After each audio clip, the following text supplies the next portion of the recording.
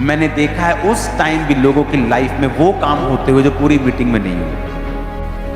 अपनी लाइफ में मैंने वही लोग कामयाब होते देखे हैं जिन्होंने परमेश्वर के ऊपर आस रखी है, भरोसा रखा है, प्रेयर की है। वो लोगों को मैंने ऊपर जाते हुए नहीं देखा लाइफ में, जो बड़े बुद्धिमान थे, वचन की बड़ी नॉलेज थी। मैंने उनको जाते हुए देखा है जिन्होंने अपनी परीक्षाओं में परमेश्वर को छोड़ा नहीं है। Hallelujah, praise the Lord everyone. मैं एक बार फिर से आप सबका स्वागत करता हूं हमारे एक और नए वीडियो में। आशा करता हूं आप इस वीडियो के द्वारा, आप इस वचन के द्वारा जो हम आगे जाकर अपोस्टल यूसुफ अनकुनल्ला जी के द्वारा सुनने वाले हैं, उसके द्वारा आपके जीवन में परमेश्वर बहुत ऐसे आशीष देगा। आप उस वचन के द्वारा अपने जीवन में बहुत सारी आशीषों को ग्रहण करने पाओगे। आप जानोगे कि हमारे जीवन में खुदा क्या हमसे चाहता है। आप जानोगे कि हम कैसे परमेश्वर की राहों पर अपने जीवन को सही से बिता सकते हैं। आप जानोगे किस तरह से हम अपने जीवन को खुदा की अगुवाई में लेके चल सकते हैं। मेरे प्रियो, आप इस वचन के द्वारा मैं बिलीव करता हूं आपके जीवन में बहुत ऐसे आशीष आएंगी। आपका जीवन एक अनुग्रह से भरा हुआ जीवन बनेगा। हालेलुया। सो आइए बिना देरी किए हुए हम लोग इस वीडियो को स्टार्ट करते हैं। हर एक टेस्टिमनी को कभी भी इस तरह से ना सुनो कि प्रभु ने काम किया, इस तरह से सुनो कि प्रभु ने काम कैसे किया। अपने पड़ोसी को बोलो, प्रभु ने काम कैसे किया। फिर से बोलो पड़ोसी को, प्रभु ने काम किया तो है। हाँ, सबको पता है किया, सब सुन लेते हैं। जिस स्क्रीन पे हमने जो देखा, जो हम अपनी आंखों के सामने देख रहे हैं, चाहे वो बॉर्न क्रिश्चियंस क्यों ना हो, वो कहते कौन सी चर्च है जो 8 घंटे 6 घंटे 7 घंटे बंदगी करती है। आप तो 7 घंटे बंदगी करते हो, हमारी तो रात से शुरू हो जाती है, सैटरडे रात से प्लानिंग, सैटरडे रात से। कोई पास्टर्स के लिए सोच रहा है कि पास्टर्स इतने आ रहे हैं, कैसे बिठाना है, कहां बिठाना है। वो अपना प्लान करते हैं, इधर इतनी सीट एक्स्ट्रा कर दो, आप आज एक्स्ट्रा कर रहे हैं, इधर ऐड। रात, शनिवार रात से आपको 7 घंटे ज्यादा लगते हैं। जितना आप ज्यादा लंबी मीटिंग करेंगे, बैठेंगे, उतना मसा आपको छुएगा।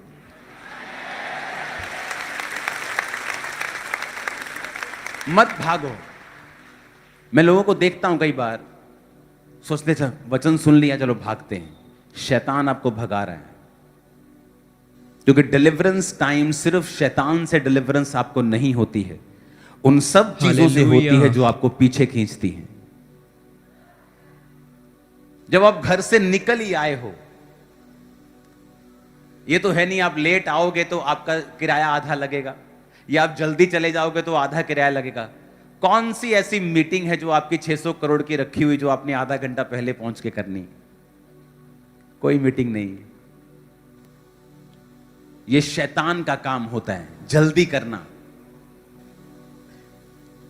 अपनी मीटिंग के शुरुआती, अपनी मिनिस्ट्री के शुरुआती दिनों में कई बार जब मीटिंग खत्म हो जाती थी और हम वर्शिप करते ही रहते थे, तब भी खत्म होने के बाद भी मैंने देखा है उस टाइम भी लोगों की लाइफ में वो काम होते हुए जो पूरी मीटिंग में नहीं हुआ।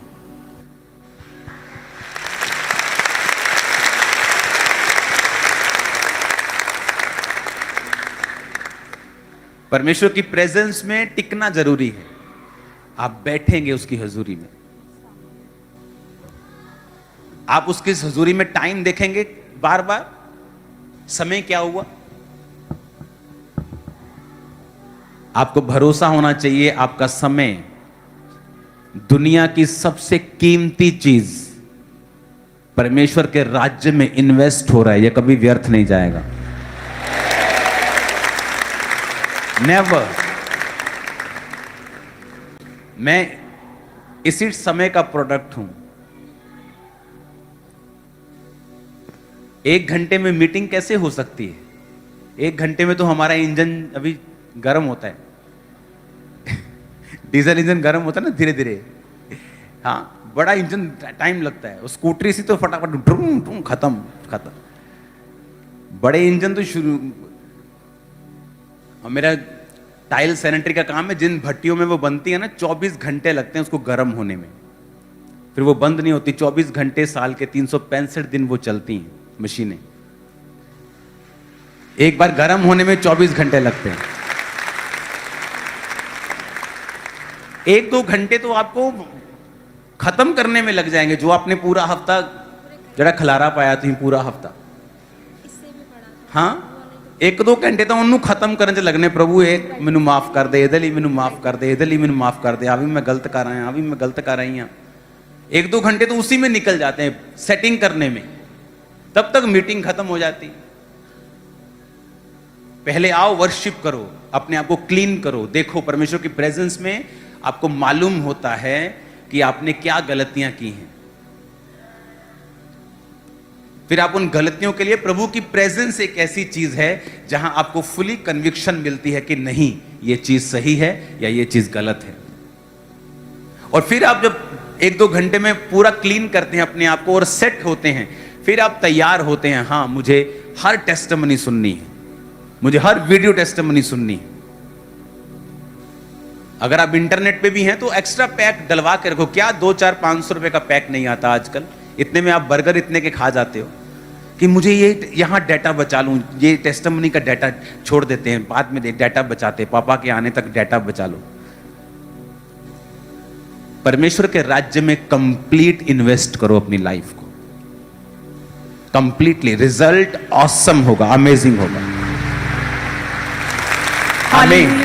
अपोस्टल जी, एक बड़ी ही ग्रेट मिरेकल हुआ इस बहन की लाइफ में। एक टेस्टिमनी यूपी से आए हैं स्पेशली, और फर्स्ट टाइम आए हैं। कहते हैं इनके गले में ना, ये फोन में है इनके, ये कैंसरस सिस्ट थी इस बच्ची के गले में, और अपोस्टल जी पिछले 6 महीने से ये थी, और लगातार यूपी में कहते सारे बड़े डॉक्टर्स को दिखाया, और उन्होंने बोला कि ये कैंसर का असर है और ये पूरे मुंह में, जबड़े में फैल जाएगा, जल्दी इसका उपचार मेडिकली करना पड़ेगा। कहते किसी ने इन्हें चर्च के बारे में बताया, और आज ये फर्स्ट टाइम बड़ी मीटिंग में आए, और कहते जैसे ही प्रार्थना को ग्रहण किया, मुंह खोले बेटी, इनका वो सारी कैंसर की जो रसौली थी ना, पूरी तरह से गायब हो चुकी है। ओह जीसस, अंदर से दिखा कर लड़के।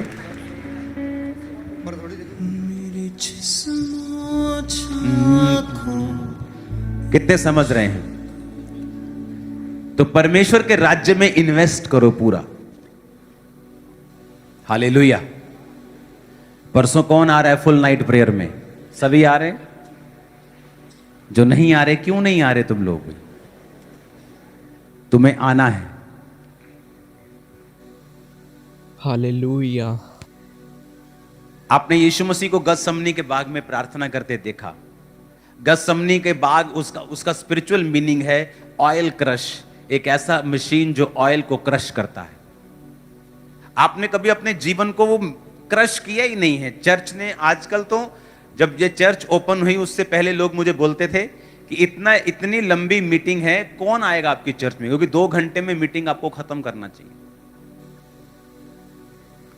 और जब यहां पे हम बैठे रहते थे, जो बॉडी जो क्रश जब होती है, जब बॉडी को आप पूरी तरह से मिट्टी कर देते हैं परमेश्वर में, एक्चुअल में जो रियल अनॉइंटिंग है तब निकलनी शुरू होती है। मैं आपको सच कह रहा हूं।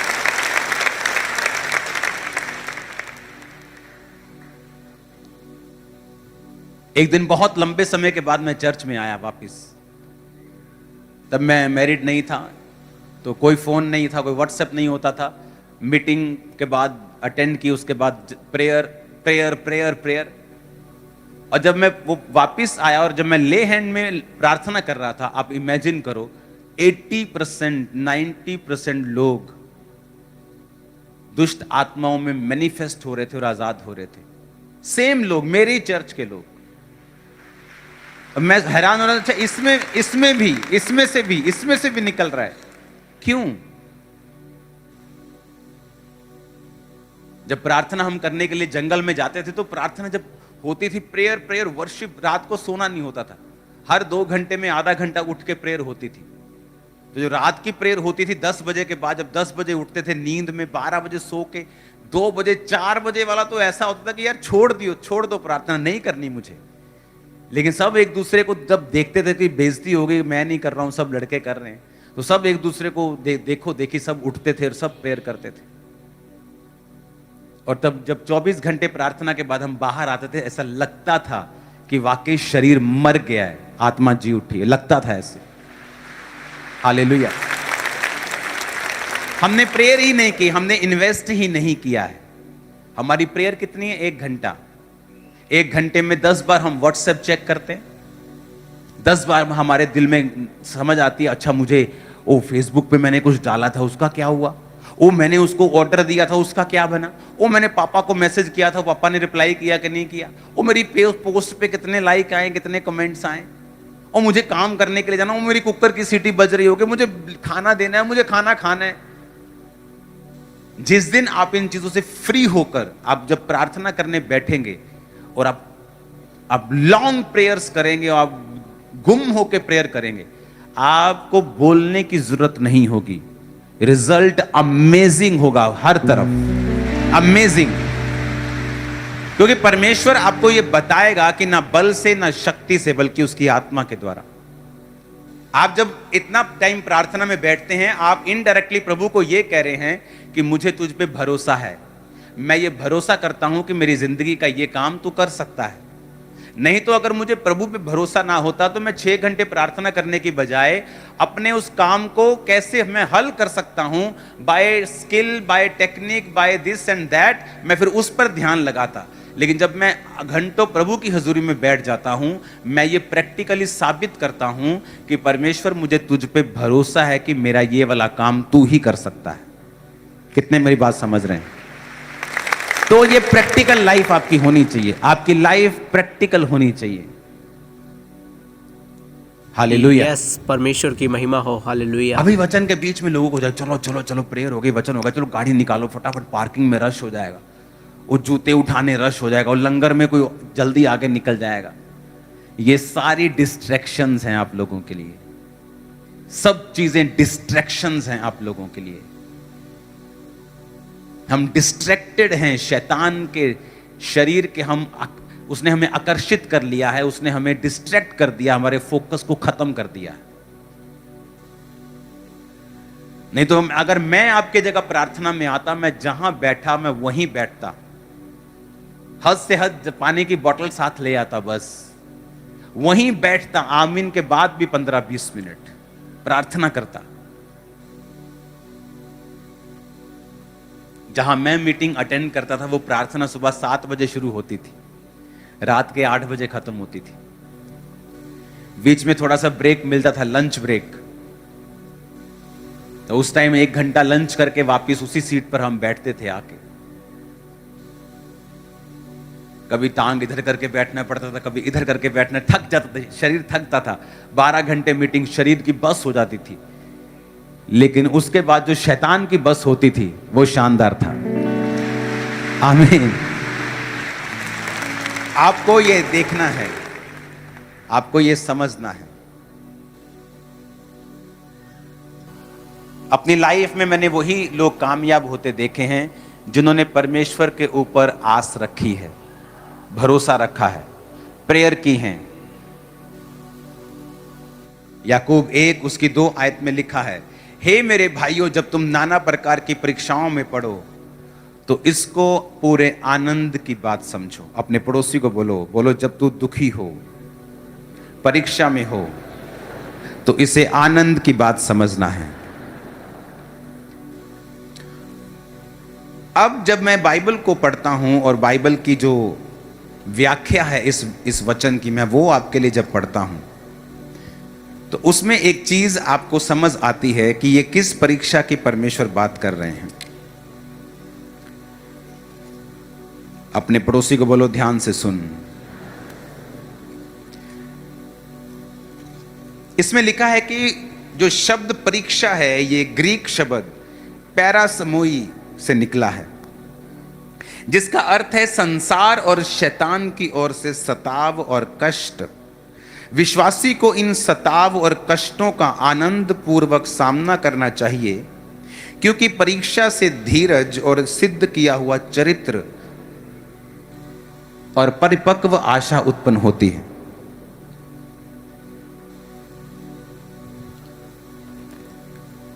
याकूब इन परीक्षाओं और कठिनाइयों को विश्वास का परखा जाना कहता है। कई बार एक विश्वासी के जीवन में परीक्षाएं इसलिए आती हैं कि परीक्षा उसके विश्वास की ईमानदारी को परख सके। धर्म ग्रंथ में कहीं भी इस बात की शिक्षा नहीं है कि कठिनाइयां इस बात का संकेत हैं कि परमेश्वर हमारी जिंदगी से खुश नहीं है। वो इस बात का संकेत हैं कि परमेश्वर इस बात को मान्यता देता है कि हमारी उसके प्रति निश्चित प्रतिबद्धता है। 4 आयत में लिखा है, धीरज को अपना पूरा काम करने दो ताकि तुम पूरे और सिद्ध हो जाओ और तुम में किसी बात की घटी ना रहे। व्याख्या कहती है सिद्ध हो जाने का मतलब है ग्रीक भाषा में टेलियोस, जिसका मतलब है कि परमेश्वर के साथ ऐसा सही संबंध जो एक मन के साथ भक्ति, आज्ञाकारिता और निर्दोषता के साथ परमेश्वर को प्रेम करने के प्रयास में लगा रहता है और उसमें फल लाता है। इसका मतलब है परमेश्वर ने कहा जब तुम नाना प्रकार के दुखों में पड़ो, और खास करके उन दुखों की बात कर रहा है जो शैतान या इंसान को विश्वास के कारण सताव का सामना करना पड़ता है। शैतान की ओर से वो सताव होता है, कष्ट होता है, और संसार की ओर से भी होता है। तो परमेश्वर ने कहा कि ये परीक्षाएं इसीलिए आती हैं कि वो परमेश्वर हमारी ईमानदारी को परख सके। वो लोगों को मैंने ऊपर जाते हुए नहीं देखा लाइफ में, जो बड़े बुद्धिमान थे, वचन की बड़ी नॉलेज थी। मैंने उनको जाते हुए देखा है जिन्होंने अपनी परीक्षाओं में परमेश्वर को छोड़ा नहीं है।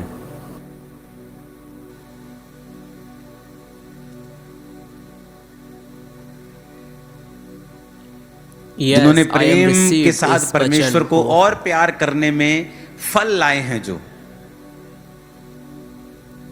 जिन्होंने जोर लगाया है इस बात में कि मुझे अगर परीक्षा है, दुख है, तो भी मैं परमेश्वर से मुड़ूंगा नहीं। कई बार आपकी फैमिली से आपकी फाइट होती है।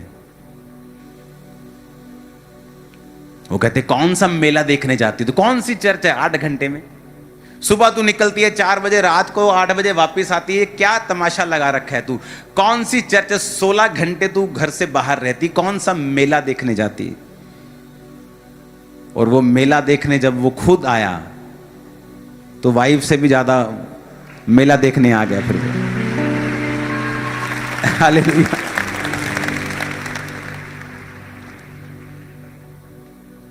उसने कहा कि अगर तुम्हारे जीवन में सताव है और कष्ट है तो परमेश्वर तुम्हारी ईमानदारी को परख रहा है। मैंने देखा है वो लोगों ने परमेश्वर से बेहतर जीवन पाया है जिन्होंने अपने दुखों में परमेश्वर को छोड़ा नहीं।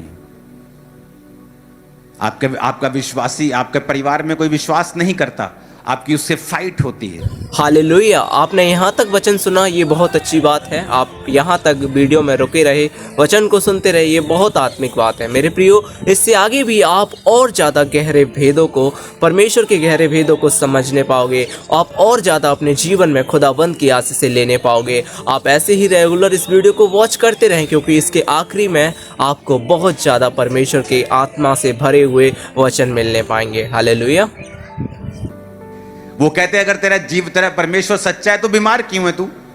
तेरी चर्च तो लोगों को हील करती है, तेरी चर्च तो लोगों को छुड़ाती है, तेरा परमेश्वर तो लोगों को आजाद करता है, फाइनेंशियली ब्लेस करता है, पर तू गरीब है, तू बीमार है, तू परीक्षाओं में गुजर रहा है। तेरा परमेश्वर कहां है? अब आप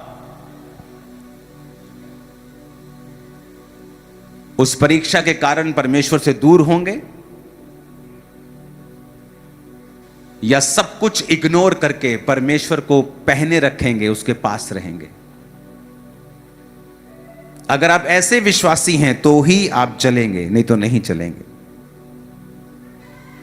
सब बोलो आमीन। फिर उसने 13 आयत में लिखा, जब किसी की परीक्षा हो वो ना कहे कि मेरी परीक्षा प्रभु की ओर से होती है। अब ये और बात कर रहा है, ये परीक्षा वो परीक्षा नहीं है जो शैतान के सताव के कारण आई।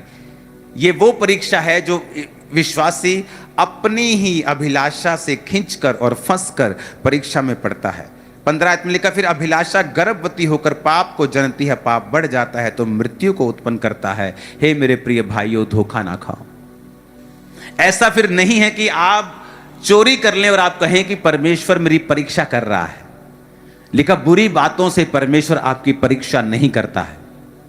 इन चोरियों से, व्यभिचार से, इन चीजों से आपको बच के रहना है, क्योंकि वो परमेश्वर की ओर से परीक्षा नहीं है, वो शैतान चाहता है आप उसमें फंसें। लेकिन कहता, जब सताव आएगा, जब परमेश्वर के नाम के कारण तुम्हारा विरोध होगा, जब तुम्हें अलग अलग बातें बोली जाएंगी, जब तुम्हारे विश्वास को परखा जाएगा, सही होने के बावजूद भी तुम्हारी जिंदगी में कोई दुख होगा, तब वो तुम्हारे जीवन में प्रूफ करेगा, जब तुम प्रभु में बने रहोगे, कि वाकई तुम्हारी ईमानदारी सच्ची है और तुम परमेश्वर के सच्चे भक्त हो, सच्चे बेटे और सच्ची बेटी हो। आमीन। तब मालूम नहीं होगा जब तुम हालेलुया बोलते हो, या तुमने एक भी संडे मिस नहीं किया है, या तुम टाइदर हो। ये तब मालूम होगा जब दुखों में भी तुमने परमेश्वर को छोड़ा नहीं है।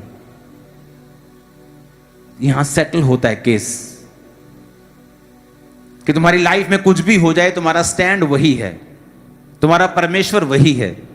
तुम्हारी प्रार्थना कम नहीं हुई, तुम्हारा चर्च जाना कम नहीं हुआ, तुम्हारी फास्टिंग कम नहीं हुई, तुम्हारा प्रेम परमेश्वर के प्रति कम नहीं हुआ। तुम सिर्फ बड़ी बड़ी मीटिंग पे चर्च नहीं जाते हो, तुम हर संडे जाते हो। हालेलुया। उसने कहा, यदि तुमको बुद्धि की घटी हो, 5 आयत में, तो प्रभु से मांग जो बिना उलाहना दिए सबको उदारता से देता है। उसने क्यों बुद्धि की बात यहां पे की है? कहता, बुद्धि का अर्थ है कि वो आत्मिक योग्यता जिसके द्वारा हम परमेश्वर के दृष्टिकोण से जीवन और उसके व्यवहार देख और मूल्यांकन कर सकते हैं।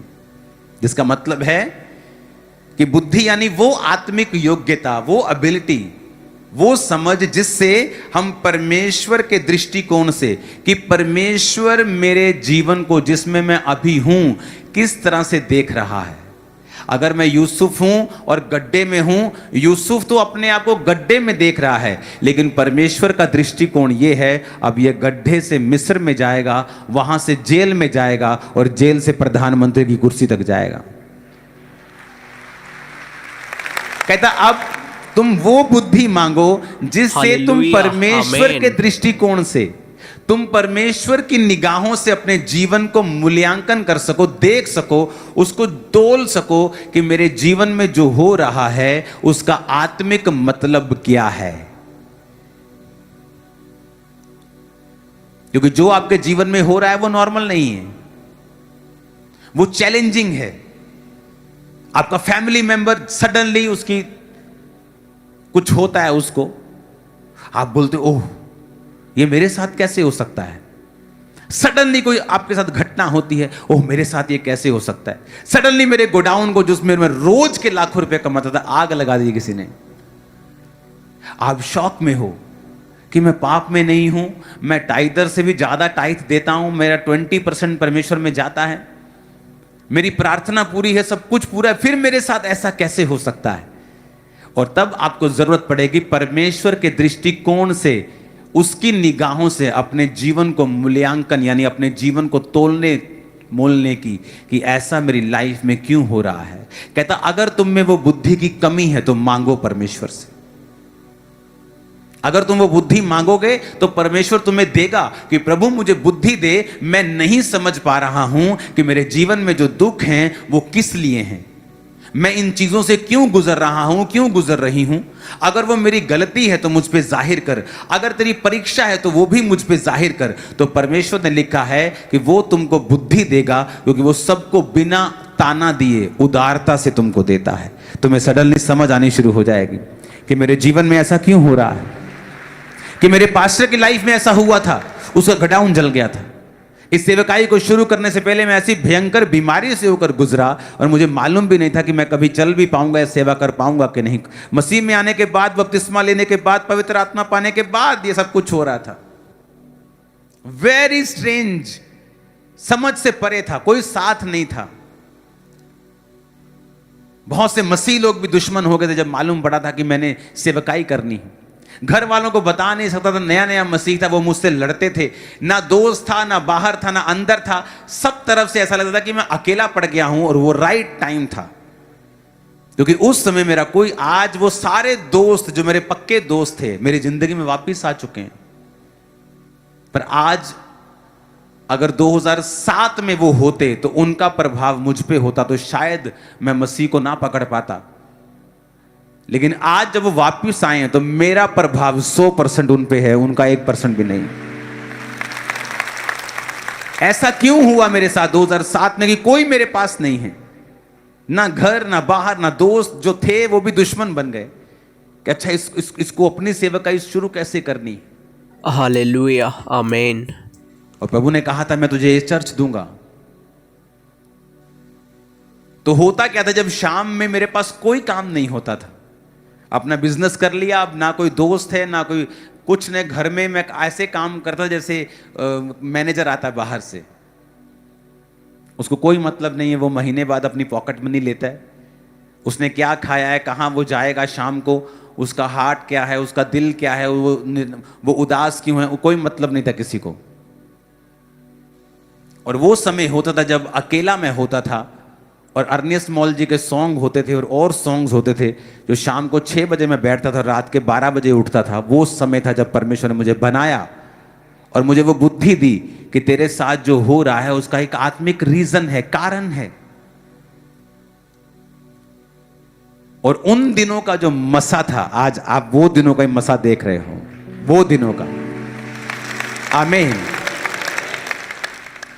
कई लोगों के पास बुद्धि नहीं होती है।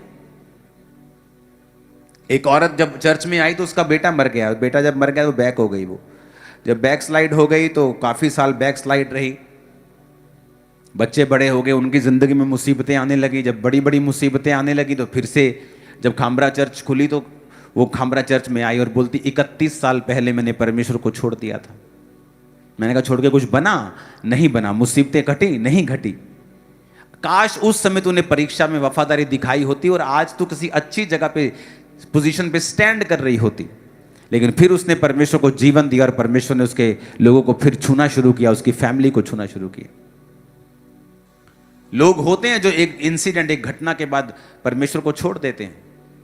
कोई 10 साल बाद वापस आता है, क्योंकि आना तो परमेश्वर के संग ही है। जब मालूम होता है कि परमेश्वर से हटने के बाद मुसीबतें कम नहीं होंगी, शैतान आपको छोड़ के जाएगा नहीं, वो तो बढ़ेगा। अपने पड़ोसी को बोलो बुद्धि, आत्मिक बुद्धि, योग्यता, परमेश्वर की दृष्टि से सब कुछ देखने की। आमीन, आमीन। लेकिन हमें बुद्धि प्राप्त करने के लिए प्रभु के पास जाने और विश्वास पूर्वक उससे मांगने की जरूरत है। कि हमें विश्वास से प्रभु से मांगना है कि प्रभु मैं जिस चीज से गुजर रहा हूं मुझे अपनी बुद्धि दें, मैं देख सकूं, मैं हटूं ना। मुझे अपनी विजडम दें कि मैं अपनी जिंदगी को देख सकूं कि मेरी लाइफ में ऐसा क्यों हो रहा है। क्योंकि विश्वास बिना परमेश्वर को प्रसन्न करना अन होना है। आप उसे प्रसन्न नहीं कर सकते अगर आपकी लाइफ में विश्वास नहीं है तो। Hallelujah, hallelujah. एक विश्वासी को डेडिकेटेड होना चाहिए। इस साल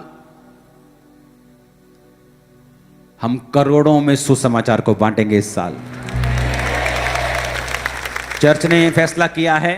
पहले एक प्रिंटिंग प्रेस थी मेरी जो चर्च का काम करती थी, लेकिन अब वो डिमांड करोड़ों पम्फलेट्स की है एवरी ईयर। चर्च में बहुत सारी सुसमाचार की टीमें थी। बहुत जल्दी मैं आपको बुलाऊंगा जिन लोगों ने चर्च में आकर सुसमाचार टीम का जो हिस्सा बने हैं। मैं आपके साथ जल्दी मीटिंग करूंगा, खाना खाएंगे इकट्ठे हम एक दिन। अब सोच रहे हैं सभी मैं क्यों नहीं आया। तो चर्च एक प्रिंटिंग प्रेस नई बाय कर रही है। उसका टोटल खर्चा 1 CR के करीब होगा। 60 लाख की 70 लाख की मशीन होगी, बाकी सब खर्चे होंगे। तो उसे 15-20 दिनों में हमें बाय करना है और आपको अपने बीज 15-20 दिनों के अंदर ही सबमिट करवाने हैं। क्योंकि उसकी इंस्टॉलेशन में भी 4-5-6 दिन 10 दिन जाते हैं। और वो 4 कलर मशीन है जिससे जल्दी जल्दी छपते हैं। बार बार पेज को दोबारा वापस अंदर देना पड़ता है, फिर निकलता है, फिर जाना पड़ता है। लेकिन जो ये मशीन होगी जो एक बार में ही पंफलेट को छापेगी। ऐसी टीमें हैं जिन्होंने 60 लाख पंफलेट हमसे मांगे हैं 1 साल के। उनके पास पैसा जितना होता है वो यूज़ कर लेते हैं, लेकिन उनके पास पैसा नहीं होता तो फिर वो कर नहीं पाते। चर्च अलग से करती है, वो एक अलग टीम्स बनी हुई है, अलग अलग हर बंदा सुसमाचार फैला रहा है। तो हमने फैसला किया कि चर्च उनको जल्दी ही प्रोवाइड करके देगी जितना चर्च कर पाएगी। आप में से जितने लोग सुसमाचार में इवेंजलिज्म पार्टनरशिप में आएंगे, आपकी भी मीटिंग होगी प्रेयर माउंटेन में, और उस इवेंजलिज्म पार्टनरशिप से ये हेल्प होगी कि हम ज़्यादा से ज़्यादा लोगों को सुसमाचार देंगे।